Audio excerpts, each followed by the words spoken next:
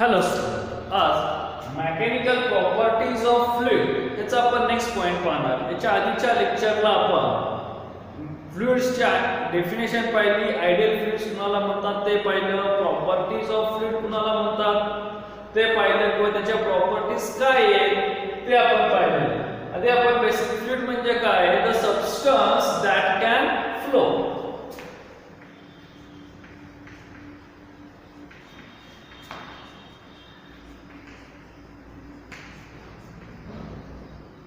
किंवा जे substance flow होता त्या सर्व सबस्टन्स आपण फ्लुइड मध्ये डिस्कस करणार. तर फ्लुइडच्या दोन स्टेट मध्ये येतात, एक गॅसेस स्टेट मध्ये येतं, दुसरं लिक्विड स्टेट मध्ये येतं. त्यातलं आपण आज फक्त लिक्विड स्टेटचाच ह्या चॅप्टर्स मध्ये पाहणार आहोत. म्हणजे प्रॉपर्टीज ऑफ लिक्विड्स, जे जुन्या सिलेबस मध्ये नाव होतं असं म्हटलं तरी चालेल.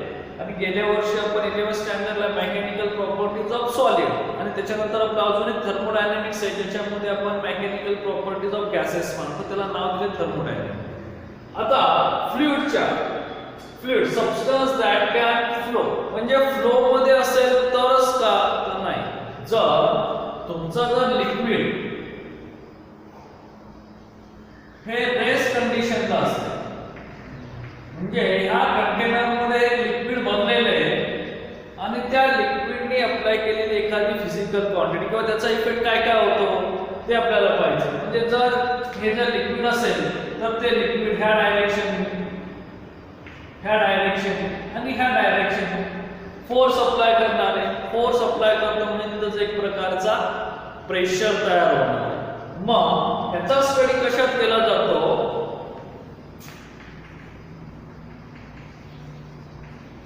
at rest condition.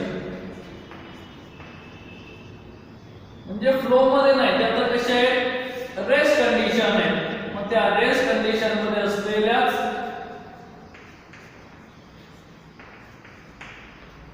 ब्रांचला आपण काय म्हणतो, हायड्रोस्टॅटिक्स. म्हणजे ज्याच्यामध्ये आपण फ्लुइडच्या रेस्ट कंडिशनचा स्टडी करणार आहे ते कशात स्टडी करतो आपण, तर हायड्रोस्टॅटिक्स. आणि दुसरे एक ब्रँच आहे आपले हायड्रोडायनॅमिक्स, ज्याच्यामध्ये हे फ्लुइड्स फ्लो मध्ये असतात किंवा त्यांना काहीतरी मोशन असेल त्यावेळेस झालेले इफेक्ट ते आपण हायड्रोडायनॅमिक्स मध्ये पाहणार. म्हणजे आता आपण जे पाहणार आहे ते फक्त हायड्रोस्टॅटिक ही कंडिशन. मग हायड्रोस्टॅटिक्स मध्ये सर्वात प्रथम काय पाहावं लागेल, तर ह्या रेस्ट कंडिशन असलेल्या लिक्विड कॉलमनी अप्लाय केलेली फिजिकल क्वांटिटी कोणती आहे, प्रेशर अँड फोर्स. मग प्रेशर फोर्स हे आपल्या गेल्या वर्षी चॅप्टर मध्ये झालेलं 11th मध्ये. आता आपण इथे प्रेशर पाहणार. मग प्रेशर कुणाला म्हणायचं,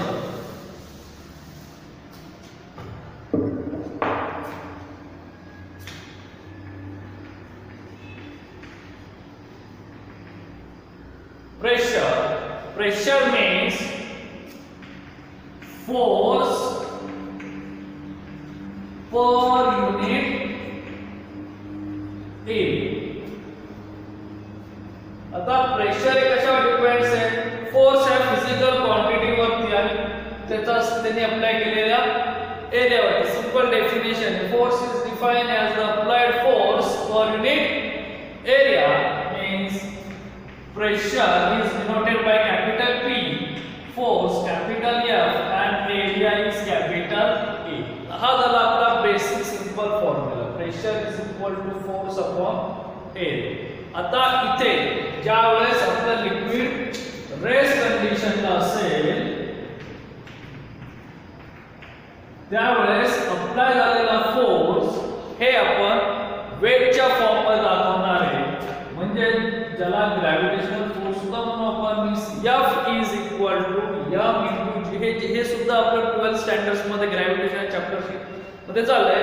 इथे अप्लाय झालेला फोर्स हे downward direction to the earth आहे, म्हणून त्याचं रिलेशन काय आलं, mass into gravity. Means force is equal to mg divided by a.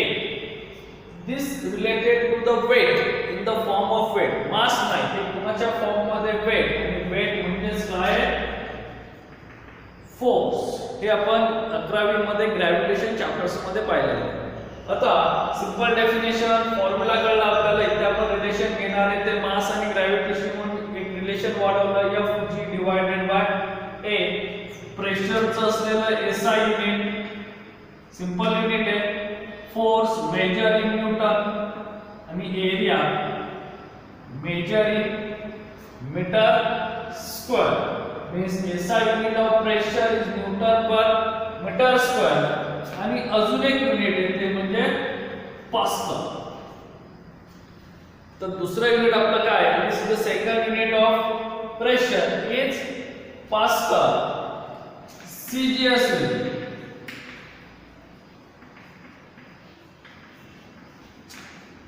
Force CGS मध्ये आपण टाइम मध्ये मेजर करतो आणि एरिया सेंटीमीटर्स मध्ये, म्हणजे टाइम पर सेंटीमीटर स्क्वेअर. असे दोन युनिट आहेत आपले, SI मध्ये दोन आणि CGS मधला आहे टाइम पर सेंटीमीटर स्क्वेअर. त्याच्यानंतर एक आपल्याला विचारलं ते म्हणजे डायमेन्शन.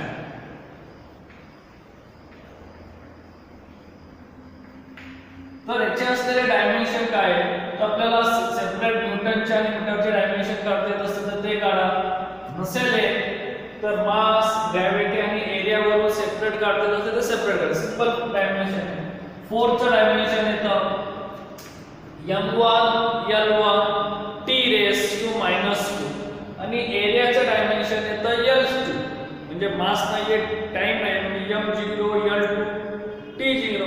हा L2 वरती गेला तर मायनस होणार आहे, म्हणजे आधीचा +1 आणि खालचे -2, म्हणजे आले काय -1 m+1 T -2.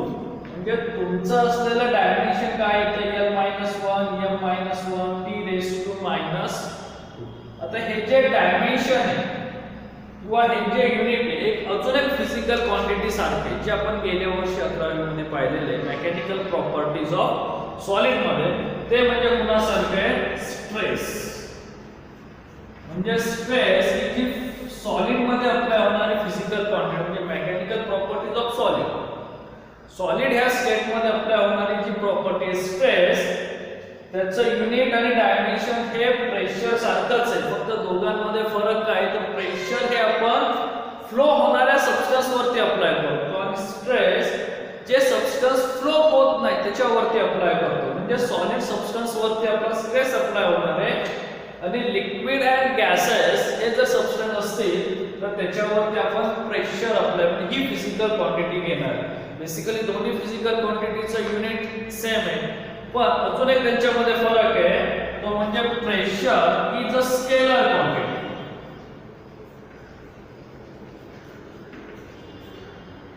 प्रेशर ही ती कोणती क्वांटिटी आहे? Scalar quantity. पण stress is a tensor quantity.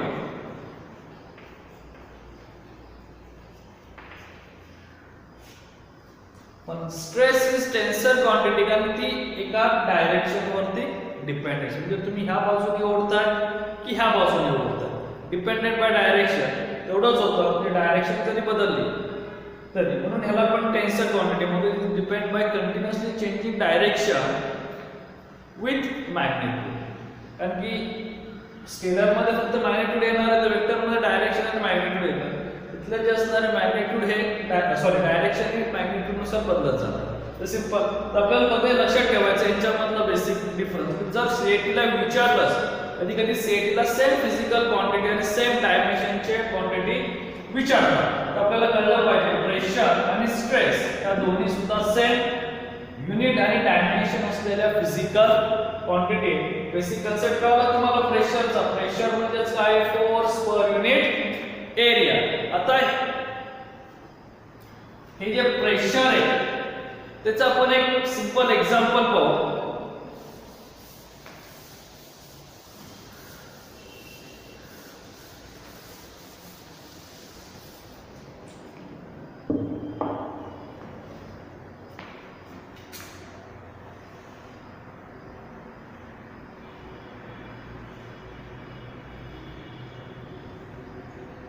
इथे आपण खळा घेऊन ह्या भिंतीवरती तो खळा आपल्याला ठोकायचा आहे आणि ह्या बाजूला आपण काय अप्लाय करतोय? फोर्स. हा फोर्स ज्या सरफेस वरती अप्लाय करतोय तो सरफेस एरिया मोठा आहे, पण त्या फोर्स अप्लाय केल्यामुळे ह्या भिंतीवरती जो प्रेशर येणार तो वरती जो प्रेशर येणार आहे त्या प्रेशर अप्लाय करणारा एरिया एकदम छोटा आहे. म्हणजे तुम्ही अप्लाय केलेला फोर्स हा F आणि तो किती एरिया वरती अप्लाय होतोय तो एरिया. म्हणजे हा प्रेशर किती एरिया वरती अप्लाय होणार आहे, फक्त एवढ्याच एरिया वरती अप्लाय होणार आहे. आणि सेकंड कंडिशनला आपण फक्त हा खेळा अपोजिट डायरेक्शन मध्ये लावू. तुम्ही अप्लाय केलेला फोर्स हा सारखाच आहे.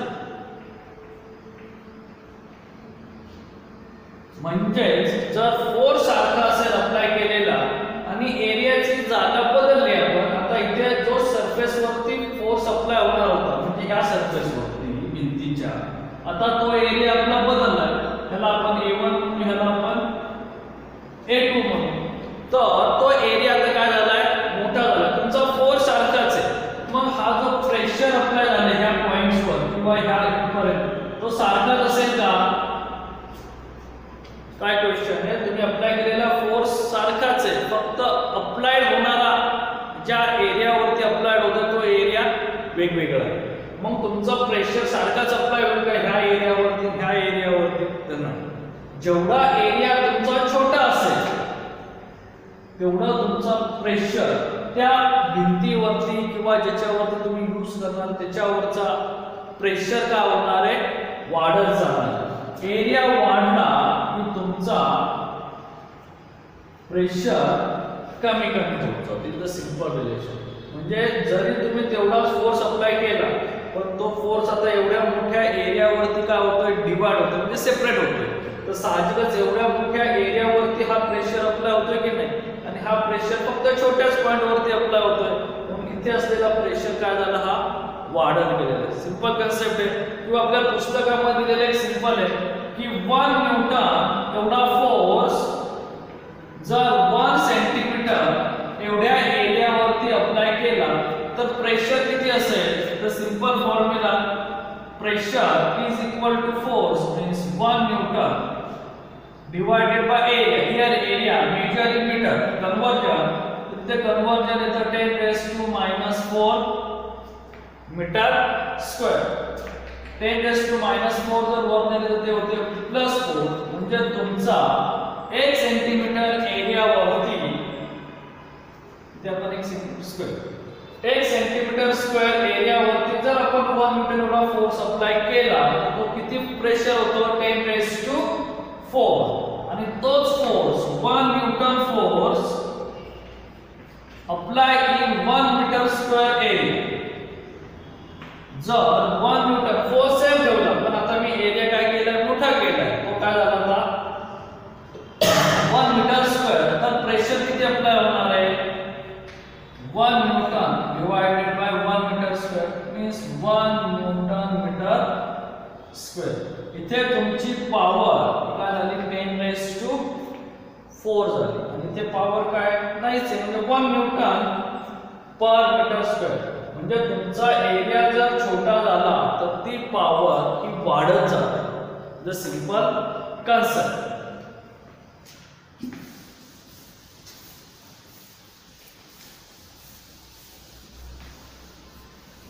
आता प्रेशर जर गॅस प्रेशर असेल, आता आपण हे लिक्विड प्रेशर बोलतो. जर गॅस प्रेशर असेल तर गॅस प्रेशर ही बार और टॉप ह्या युनिट्स मध्ये काय केली जाते, मेजर केली जाते. Gas pressure is measure by bar और top. Here 1 bar is equal to 10 raised to 5 Newton per metre square.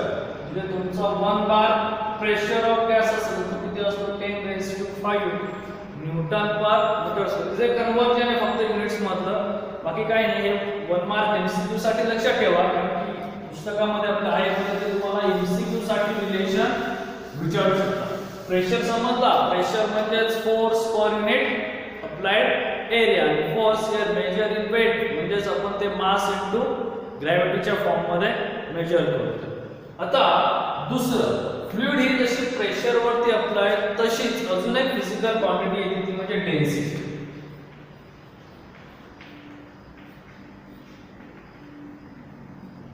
आता डेन्सिटी सुद्धा आपल्याला कळलं पाहिजे, कारण की डेन्सिटी जरी आपल्या चॅप्टर्स मध्ये नसेल पण डेन्सिटीचा आपल्याला यूज होणार. डेन्सिटी कशाला? Density means mass of material किंवा the ratio of mass of material to the volume of material. Density म्हणजेच काय? The ratio of mass of the material to the volume of material. Basic definition: density is denoted by rho, mass divided by volume, is m divided by v.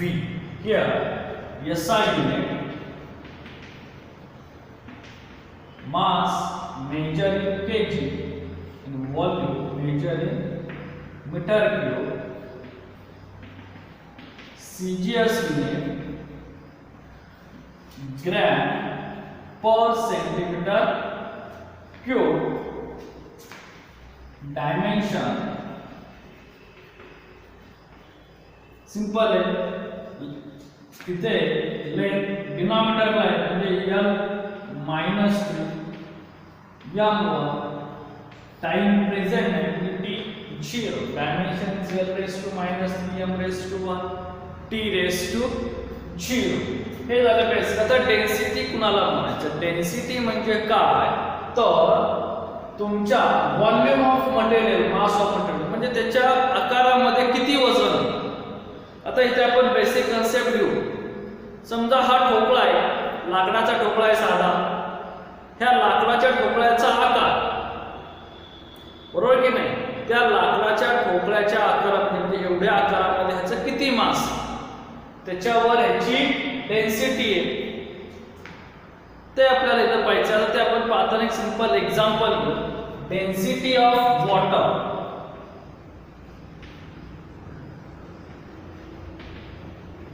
ती किती आहे? 10⁻³ kg per metre cube. म्हणजे metre cube याचा अर्थ 1 metre length, height, width किंवा breath असलेल्या container मध्ये किंवा बॉक्स मध्ये 10⁻³ kg एवढं मास असलेलं वॉटर बसतं. म्हणजे जवळपास 1000 किलो,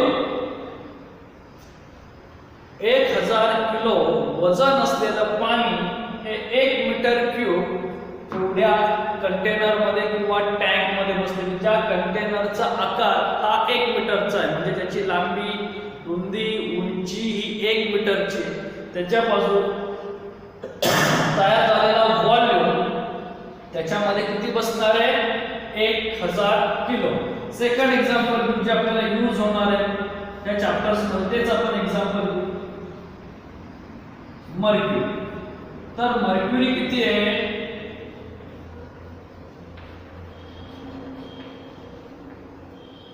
13,600 म्हणजे थोडक्यात 13.6 into 10⁻³ kg मीटर क्यूब. आता इथे येतोय 10⁻³, इथे आला 13.6 into 10⁻³ म्हणजे 1 मीटरचं जर आपल्याकडे क्यूब असेल किंवा भांड असेल 1 मीटर लांबी, रुंदी, उंचीचं, त्याच्यामध्ये मर्क्युरी ही 13,600 किलो बसणार आहे. आणि पाणी किती बसतं? फक्त 1000. भांड तेवढ्याच आकाराचं आहे. भांडाचा आकार आपण किंवा त्या कंटेनरचा व्हॉल्यूमचा आकार बदललेला नाही, पण पाणी त्याच्यामध्ये 1000 किलो बसतं. तेवढ्याच आकाराच्या भांड्यामध्ये मर्क्युरी ही 13,600 किलो बसते. म्हणजे डेन्सिटी बदलते की नाही? तुमचं असलेल्या आकारानुसार वजन काय होत आहे तेवढंच राहत नाही. जर लिक्विड बदललं तर तुमचं असलेलं लिक्विडची व्हॅल्यू नुसार किंवा लिक्विडच्या वेट किंवा मास नुसार त्याची डेन्सिटी काय होते? बदलते. अजून एक एक्झाम्पल घेऊ आपण. पेट्रोल किंवा केरोसिन म्हणा. इथे आपण एक्झाम्पल पेट्रोलचं घेतलं. पेट्रोलची डेन्सिटी नियरली 0.8 into 10⁻³ kg/m³. ह्याची किती आहे? ह्याची 1000 आहे. ह्याची नियरली आपण म्हणतोय 800 kg/m³. 800 kg म्हणजे 1 मीटर क्युबिक भांड्यामध्ये पेट्रोल हे फक्त 800 किलो भरतंय. म्हणजे जर आपण स्टँडर्ड हे जर वॉटरला कन्सेप्ट केला तर 1 मीटर क्युबिक भांड्यामध्ये मर्क्युरी ही जास्त आहे पाण्यापेक्षा, तर तेवढ्याच भांड्यामध्ये पेट्रोल हे कमी आहे. आकार तेवढाच आहे पण वजनामध्ये तिन्ही काय फरक आहे. मग ह्याच्यानुसार यांची डेन्सिटी डिपेंडन्स. तर सर्वात जास्त डेन्सिटी म्हणजे ह्या तिघांमध्ये कंपेअर केली तर मर्क्युरीची आहे आणि कमी पेट्रोलची. म्हणून आपण 8 किंवा 9 स्टँडर्ड्स मध्ये तुम्ही एक्सपेरिमेंट छोटासा केला असेल, एका काचेच्या ग्लासमध्ये तुम्ही डिफरंट टाइपचे लिक्विड्स घेतले ते होत नाही, तर तुम्हाला असं कळलं की त्या लिक्विडचे असे वेगवेगळे थर तयार झाले. जर आपण सिंपल तुम्हाला दाखवला मधाचा, पेट्रोल किंवा पाणी आणि तेल असे 3 सिंपल एक्सपेरिमेंट आहे स्टँडर्ड्स मध्ये, तर आपल्याला असं कळतं की मध सगळ्यात खाली आहे, त्याच्यामध्ये पाणी सर्वात वरती तेल आहे. तर काय होतं की सर्वात जास्त जड हे काय आहे? मध आहे, म्हणून ते खाली गेलं. पाणी हे मध्ये आहे म्हणजे ते मधापेक्षा हलकं आहे पण तेलापेक्षा जड आहे म्हणून ते मध्ये राहिलं. सर्वात हलकं हे तेल आहे ते वरती राहिलं. तिथे तेच आपण म्हणतोय की तुमचा पदार्थ जेवढा घट्ट असेल तेवढी त्याची असलेली डेन्सिटी जास्त होते. घट्ट म्हणजे त्याच्यामध्ये असलेले नंबर ऑफ मॉलिक्युल्स आहे जास्त आहे. म्हणून जे सॉलिड सबस्टन्स आहेत त्यांची डेन्सिटी सर्वात जास्त असते आणि जे गॅसेस सबस्टन्स आहेत त्यांची डेन्सिटी ही सर्वात कमी. आपल्याला इथे डिटेल्स पाहायचं नाही पण त्याच्या मागचा कन्सेप्ट समजायचा. तुमचा असलेला मास हा वाढला तर डेन्सिटी सुद्धा काय होते? वाढत जाते. आणि व्हॉल्यूम कमी झाला तर डेन्सिटी सुद्धा काय होते? ही कमी होते. आता डेन्सिटी जे आपण पाहणार आहे त्या डेन्सिटी मध्ये चा यूज आपल्याला इक्वेशन मध्ये करायचा आहे. तर ते इक्वेशन आपण घेऊ.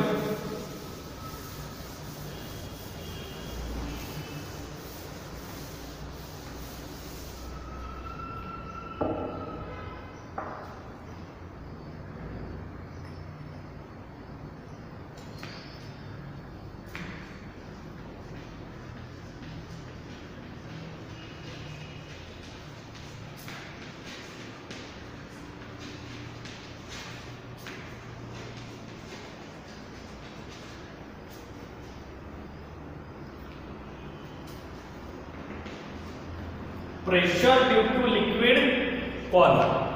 कन्सिडर हा एक कंटेनर आहे. ह्या कंटेनर मध्ये लिक्विड बनलेलं आहे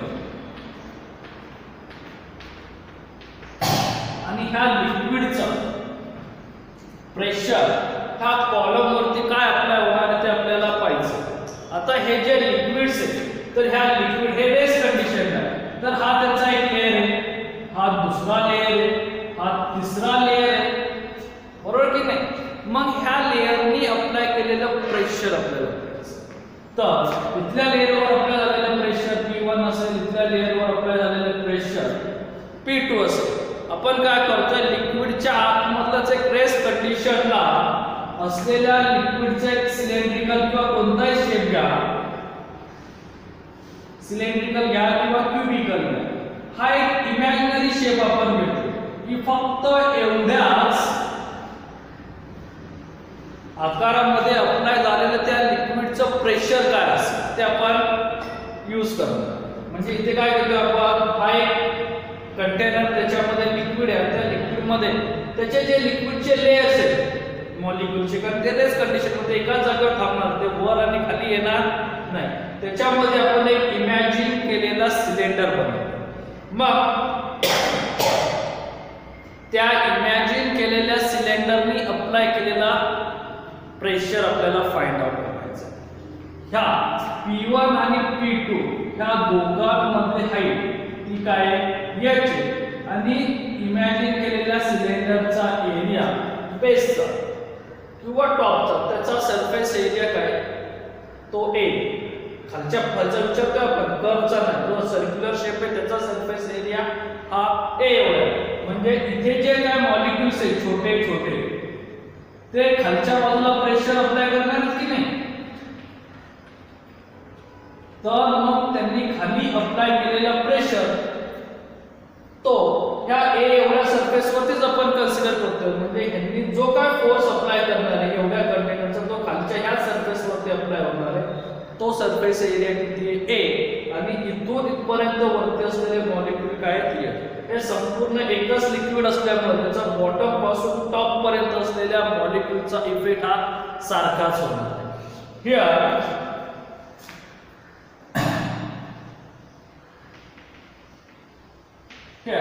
consider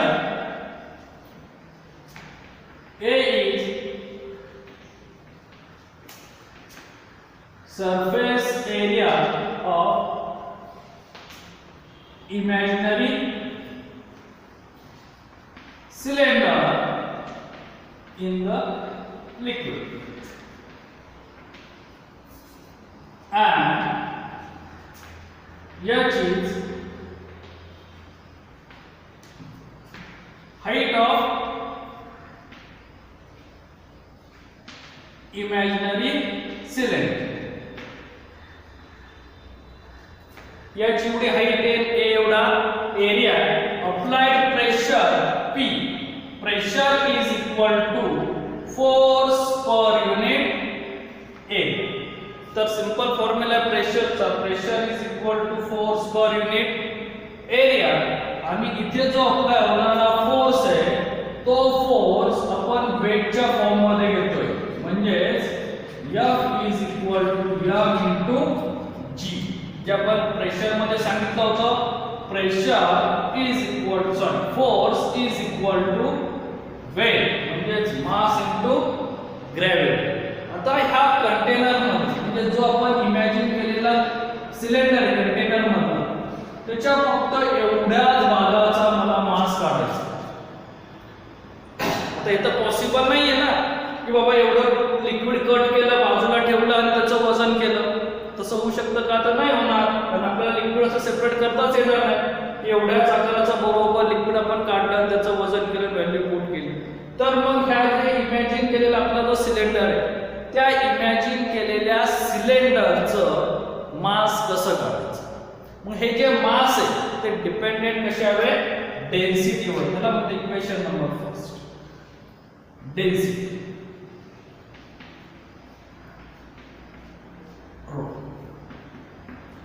density of liquid is rho. मग डेन्सिटीचा फॉर्म्युला काय आहे? Mass upon volume. देयरफॉर मास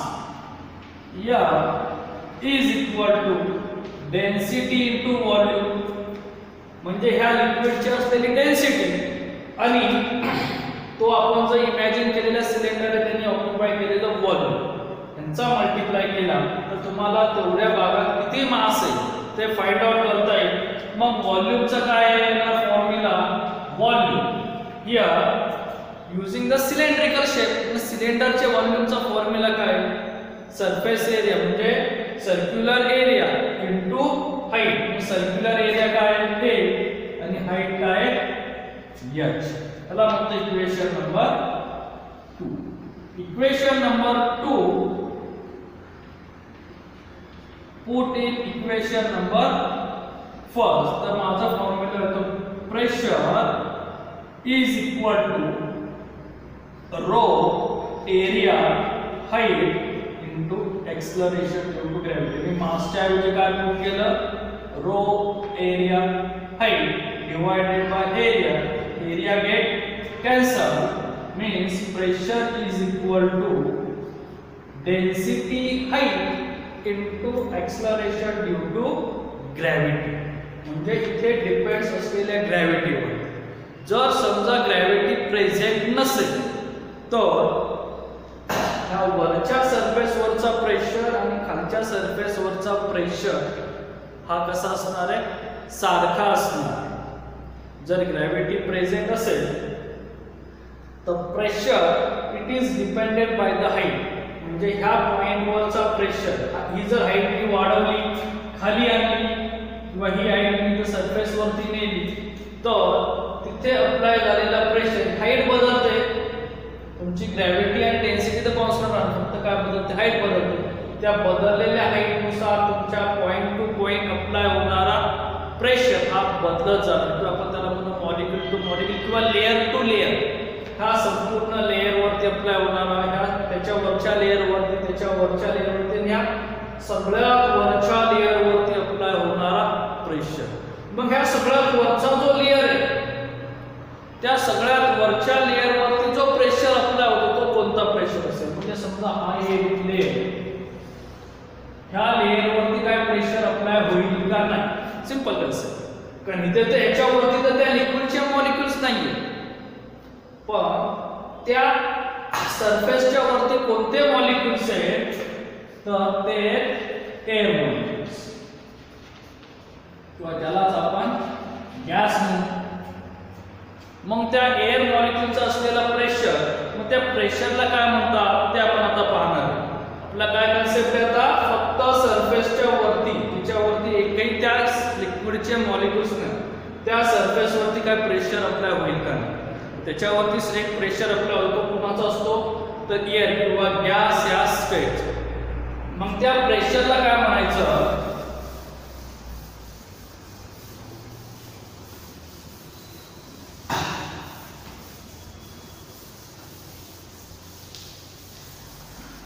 तर आपण त्या प्रेशरला म्हणतो ऍटमॉस्फेरिक प्रेशर.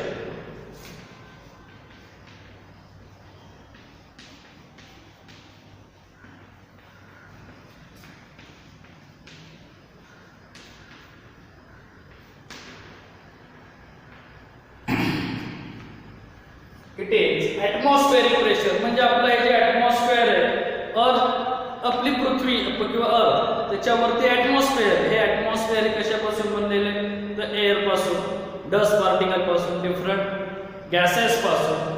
त्यांनी अप्लाइड केलेला फोर्स, तो फोर्स म्हणजेच atmospheric pressure. The simple definition is made up of gas. It is exerted the downward applied force due to the earth surface, and this force is called as the atmospheric pressure.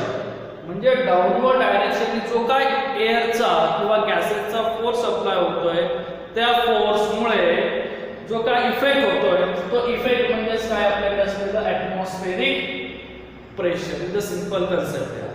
तुमच्या ऍटमॉस्फेअरने apply केलेल्या earth surface वरचा force म्हणजेच atmospheric pressure. मग हा जो atmospheric pressure, म्हणजे आपण basic concept पाहू, तर हा ऍटमॉस्फेरिक प्रेशर सर्वात जास्त कुठे असेल, तो सर्वात जास्त सरफेस ऑफ अर्थ वर असतो. म्हणजे ज्याला आपण सी लेवल म्हणतो, त्या सी लेवल वरती असणारा प्रेशर हा सर्वात जास्त असतो. जर जसं तुम्ही अर्थ सरफेस पासून वर वर जाल किंवा above the surface of earth जाल, तसं तुमचं ऍटमॉस्फेरिक प्रेशर हे कमी कमी होत जातं. काय होत जातं, कमी कमी. सर्वात जास्त आपण कुठे म्हणतो सरफेसवर, अर्थ सरफेसवरती is related to the sea level. तिथून जसं तुम्ही वर जाल तसं तुमचं ऍटमॉस्फेरिक प्रेशर कमी होत जातं. आता तुम्ही वर गेला की ऍटमॉस्फेरिक प्रेशर का कमी होत जातं, तर pressure it is depends by force per unit area.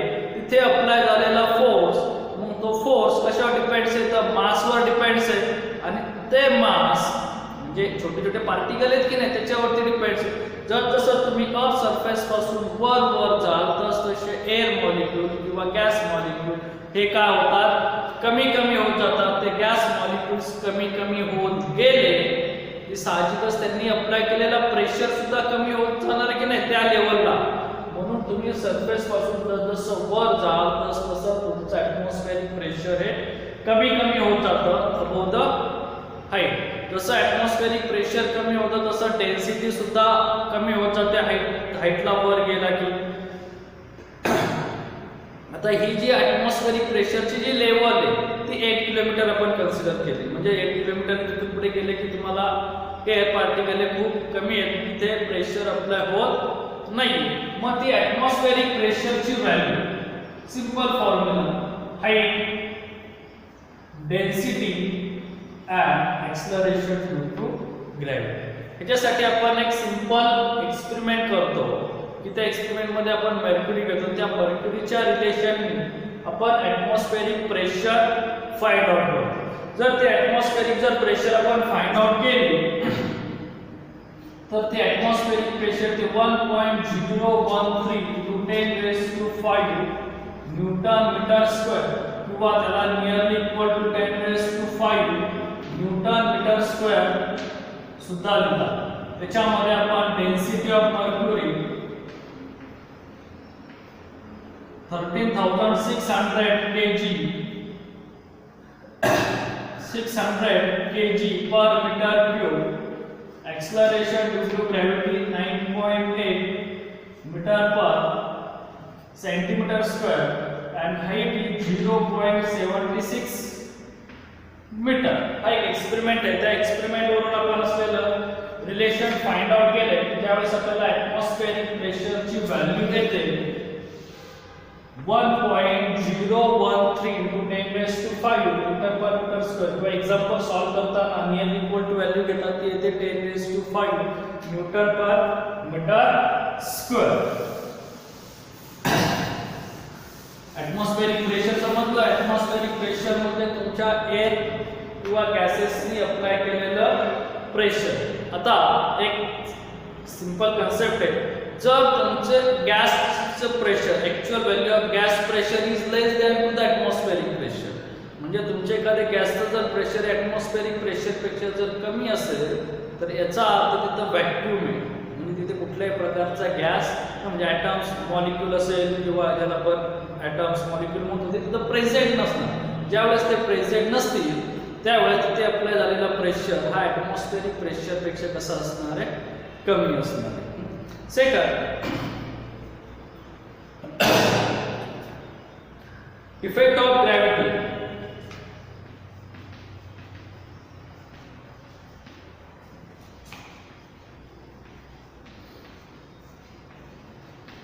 Effect of gravity on fluid pressure.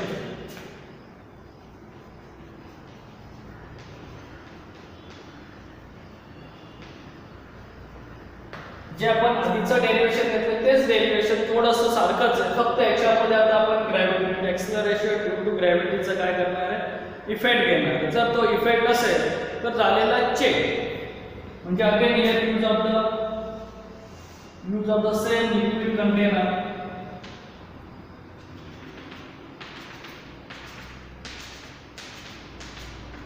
त्या लिक्विड कंटेनर्स मध्ये एक आपण इमॅजिन केलेला सिलेंडर आहे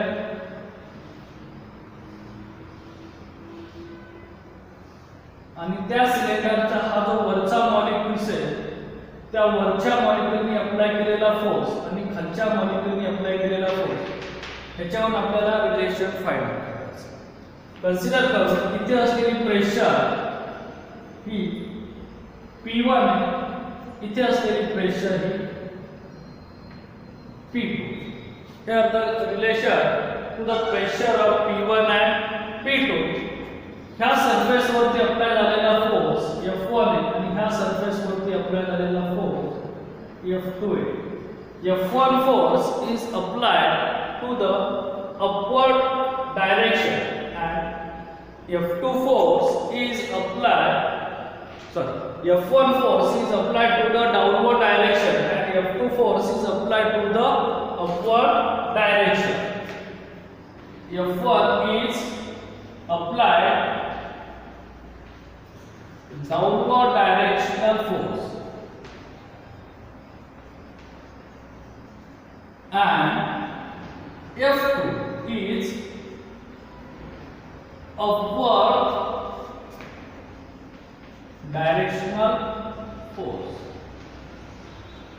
आता ह्या इमॅजिन केलेल्या सिलेंडर मध्ये खालून म्हणजे इथला जर आपण एखादा मॉलिक्यूल कन्सिडर केला तर त्याच्यावरती इकडून एक फोर्स अप्लाय होतो आणि इकडून एक फोर्स अप्लाय होतो. जो वरून फोर्स अप्लाय होतो त्याला आपण F1 म्हणतो, जो खालून फोर्स अप्लाय होतो त्याला आपण F2 म्हणतोय, बरोबर की नाही. अजून जर इथे ग्रॅव्हिटी प्रेझेंट असेल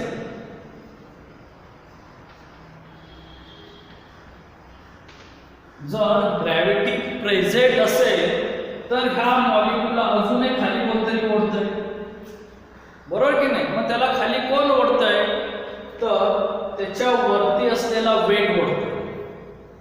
ह्या लिक्विडच्या वरती जेवढे काय मॉलिक्यूल्स आहेत की नाही, छोटे छोटे, त्या सगळ्या मॉलिक्यूलचं असलेलं वेट ते कुठे येणार आहे? डाऊनवर्ड डायरेक्शनलाच येणार आहे की नाही? म्हणजे इथे अजून ह्या डायरेक्शनला, डाऊनवर्ड डायरेक्शनला काय वेट आहे, त्यालाच आपण ग्रॅव्हिटेशनल फोर्स म्हणणार आहे. Force applied downward direction.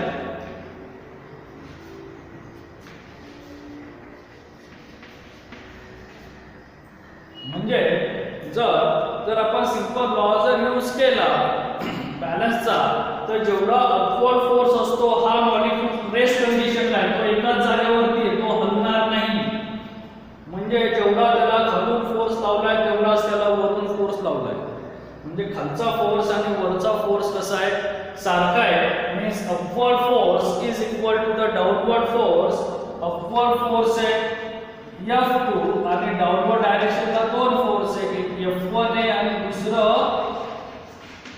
Weight आहे, म्हणजेच ग्रॅव्हिटेशनल फोर्स आहे.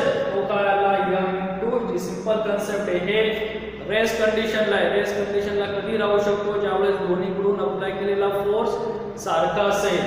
म्हणजे हे झालं दोघांचं रिलेशन. आता इथे असलेलं इक्वेशन आपण x1 म्हणू, इथं असलेलं x2, या दोघांमधला डिफरन्स ज्याला हाईट म्हणणार आहे x2 मायनस x1.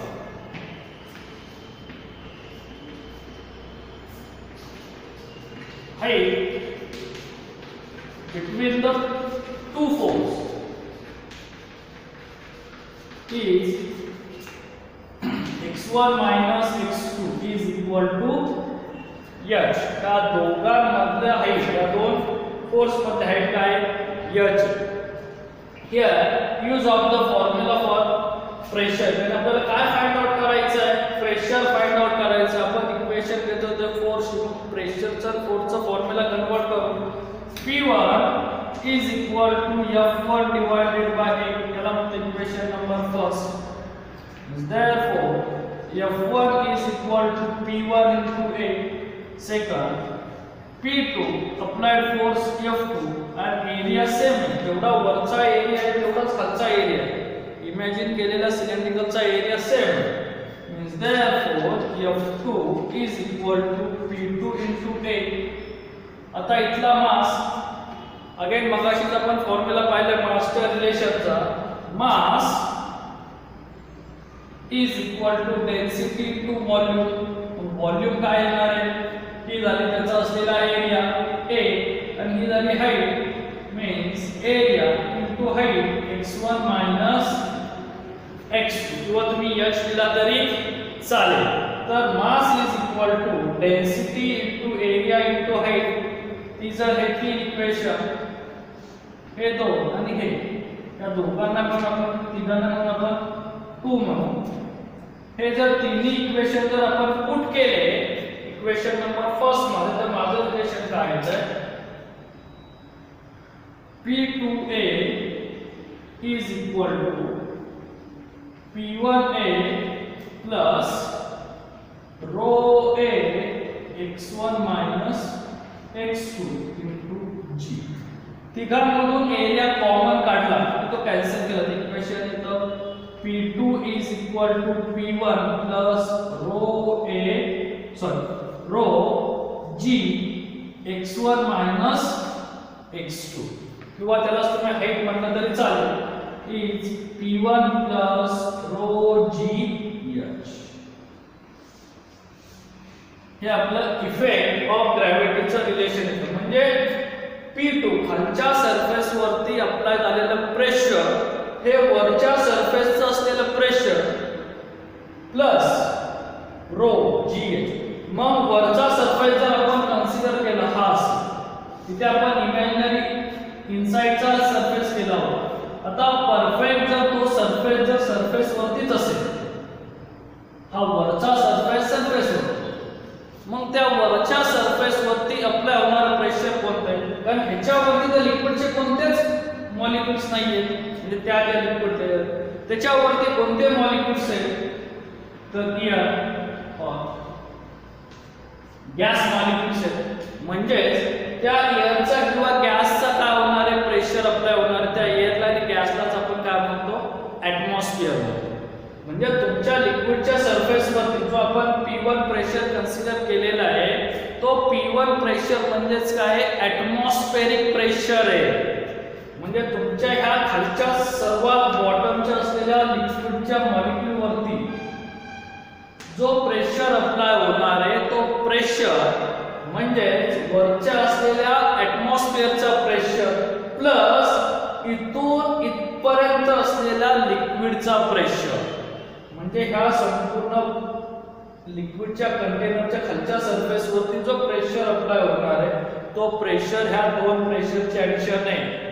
एक प्रेशर ऑफ ऍटमॉस्फिअर आणि दुसरा आहे प्रेशर ऑफ लिक्विड. त्या लेवल पर्यंत म्हणजे जर समजा आपण इमॅजिन केलं की ही हाईटला आपल्याला प्रेशर काढायची, तर खालचं कन्सिडर करायचं गरज नाही. तिथून वरच्याच मॉलिक्युलचे आपल्याला काय लागणार आहे? प्रेशर लागणार लिक्विड मॉलिक्युलचं. ऍटमॉस्फेरिक तर प्रेशर बदलणार नाही, सरफेस वरती अप्लाय झालेला तो तेवढाच राहणार आहे. म्हणजे तुमच्या लिक्विड वरती अप्लाय झालेला प्रेशर हा त्याच्या हाईट वरती डिपेंड्स आहे. तो किती डीपला आहे, वरच्या सरफेस पासून तो त्या लिक्विड्स मध्ये किती डीपला आहे. त्याचा यूज आपण ज्यावेळेस स्विमिंग करताना, म्हणजे एक्झाम्पल येतं सीएटीला, स्विमिंग करताना ज्यावेळेस तो पाण्याच्या खाली जाईल त्यावेळेस त्या स्विमरवर अप्लाय झालेला प्रेशर किती असेल, तर त्या स्विमरवरती अप्लाय झालेला प्रेशर ह्या संपूर्ण लिक्विडचा प्लस त्या लिक्विडच्या वर असलेल्या ऍटमॉस्फिअरचा असा प्रेशर अप्लाय होतो. मग ह्या तिन्ही प्रेशरला नाव वेगळे. तर ह्या प्रेशरचं आपण नाव पाहिलं काय? P1 म्हणजेच ऍटमॉस्फेरिक प्रेशर. मग दुसरे प्रेशर कोणते आहेत?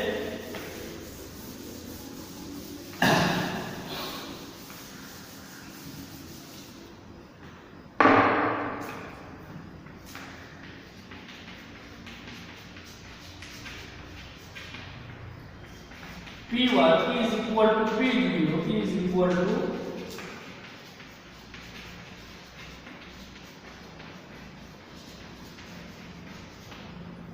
Atmospheric pressure. हा जो प्रेशर आहे तो ऍटमॉस्फेरिक प्रेशर आहे. आणि मग हा प्रेशर आहे तो त्या लिक्विडचा, फक्त लिक्विडचा काय प्रेशर आहे. त्या प्रेशरला आपण काय म्हणतो?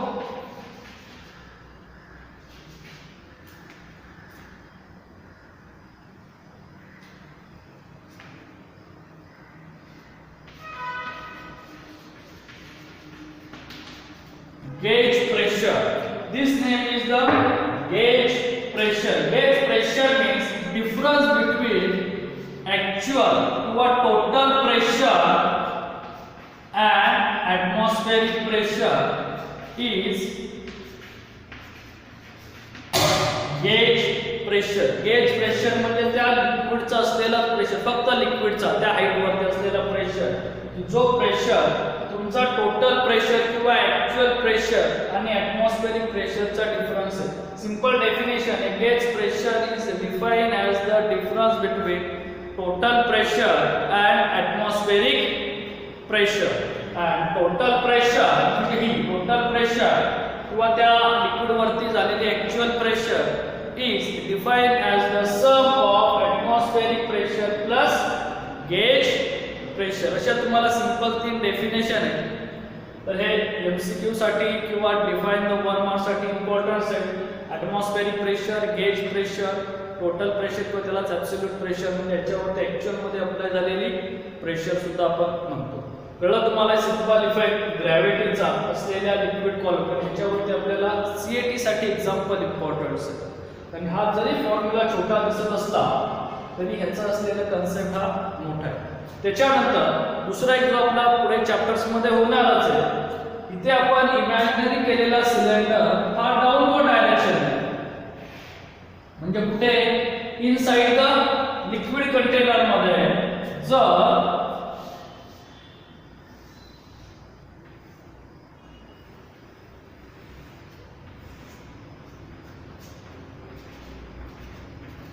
हे तुमचं लिक्विड आहे आणि ह्या लिक्विडच्या वरती हा असा एक सिलेंडर तयार झाला. कुठे? लिक्विडच्या वरती, ज्याची हाईट आपण डी. हा कुठे आलेला आहे? लिक्विड पासून वर आलाय. म्हणजे काय?